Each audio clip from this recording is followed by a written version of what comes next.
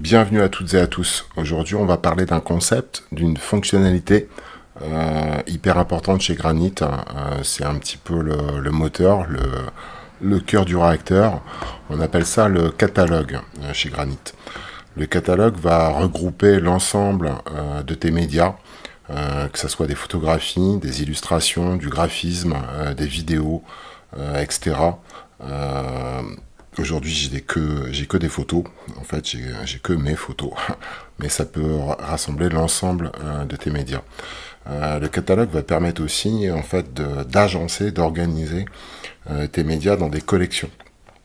Les collections, ça va être soit un projet, soit ça va te permettre d'organiser par thème tes médias, soit ça peut être aussi, par exemple, un regroupement en fait de ton dernier scan de photos argentiques. Bref, tu vas faire ce que tu vas vouloir dans tes collections. Les collections, on peut déjà les agencer un petit peu comme on veut ici en drag and drop. On va pouvoir aussi, par exemple, créer un dossier qui va permettre, pardon, d'agencer et de regrouper plusieurs collections dans un dossier. Donc là, tu vois, tu as un dossier avec plusieurs collections.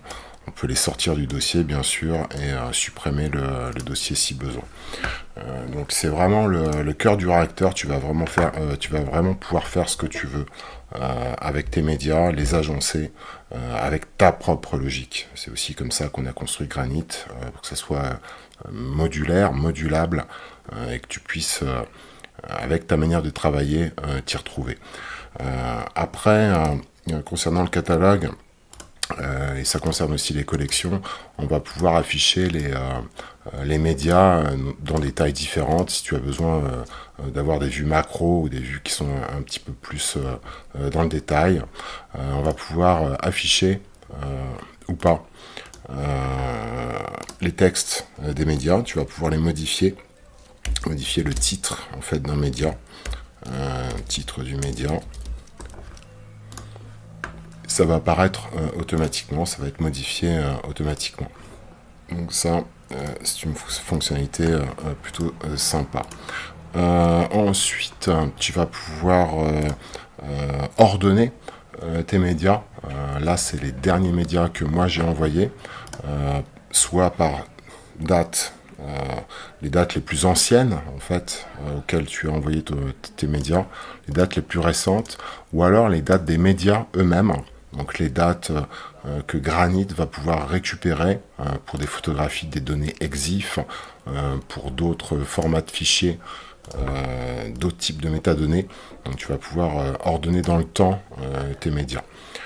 Après, une des fonctionnalités importante chez Granit, c'est ce qu'on appelle la barre de recherche sémantique. Elle fonctionne à la fois pour le catalogue, mais aussi pour les collections. Tu vas pouvoir opérer une recherche sémantique comme ça en langage naturel. Plage de soleil, ça va me sortir toutes mes, en l'occurrence mes photos de plage, ou par exemple cuisine asiatique. Ça va me sortir toutes mes photos de cuisine asiatique. Les médias qui apparaissent ici n'ont pas été tagués avant, au préalable. C'est vraiment la puissance en fait de la recherche sémantique. Tu n'as pas besoin en fait de taguer, de donner des titres ou des descriptions ou des tags à tes médias. La recherche sémantique de Granit s'occupe de tout.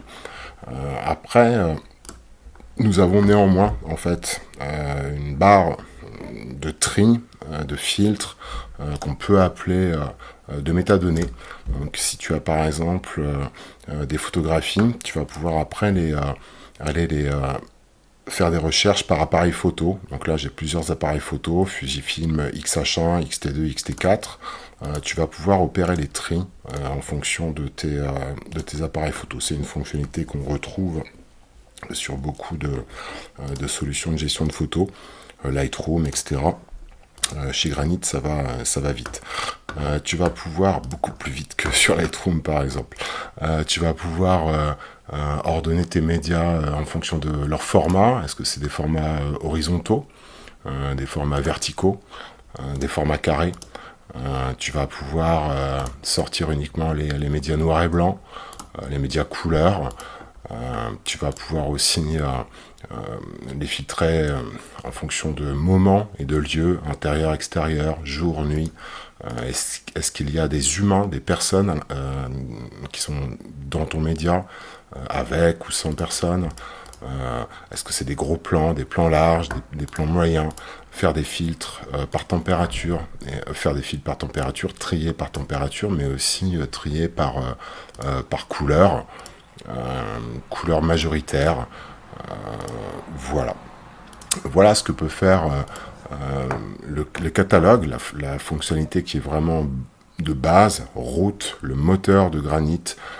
On a vraiment le catalogue et à l'intérieur ce qu'on appelle les collections qui vont te permettre après, parce qu'il faut qu'un moteur serve à quelque chose, soit agencer ton portfolio, soit agencer des galeries privées où tu vas pouvoir livrer des médias, encore une fois, que ce soit des médias 2D, des photos, des illustrations, du graphisme ou des vidéos à des clients ou à des contacts dans des galeries privées, mais ça, on verra ça plus tard. Il y a d'autres fonctionnalités comme la Granit Intelligence, l'édition de masse, l'envoi directement vers un projet privé, un projet client, directement depuis le catalogue ou depuis la collection, dont on pourra parler plus tard. Voilà, merci beaucoup.